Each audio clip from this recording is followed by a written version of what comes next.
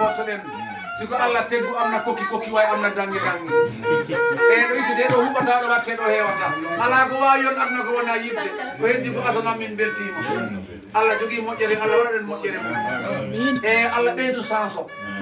ya barki Allah ne laado ara ni sans de licence ko sans buri wel licence yo Allah ko licence o kay sans ndax yaadu men weba e sa dañi sans adañi licence yaadu ma weba kon sa dañi sans ala licence hada wawiya kono sa dañi licence ala sans ay hata ina wuri sanu wadde Allah okkeno sans et licence bismillah wima pompitere Angleterre jiidi e kala jiidi terre kono jiida ko yahata alwa jagarta o e ko abiyo pompitere do daddo pompitere ko jagarta lo dolata gaddo Allah de do men dendi terre ilo 2 minutes okam 2 minutes te kam 2 minutes hala ok kam 2 minutes mi yetti on fof ok kam mi hala jolfo nak pour hala ka feewa et puis mo yaawa fa waaw ñu ngi leen di sant yéen ñëpp di leen gërëm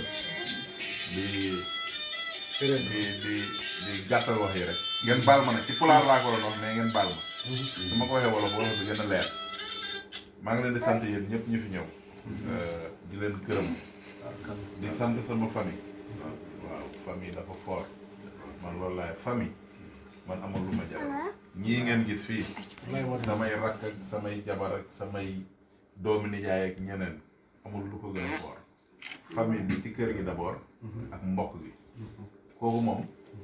xam naa ne ku ma di séntu di nga ma fa fekk incha allah rabbi lu ma ci mën naa ko def kër gi nag yàlla dafa def ñu ko sañ nekk fi mais je pense que tey yar nañu yar bu xamante ne am na loo xam ne tey yomb nañu te lii cosaan la nit dafay fonk cosaanam soo gisee lu tax ñoom ñu jaar fi ziar si ma bégal leen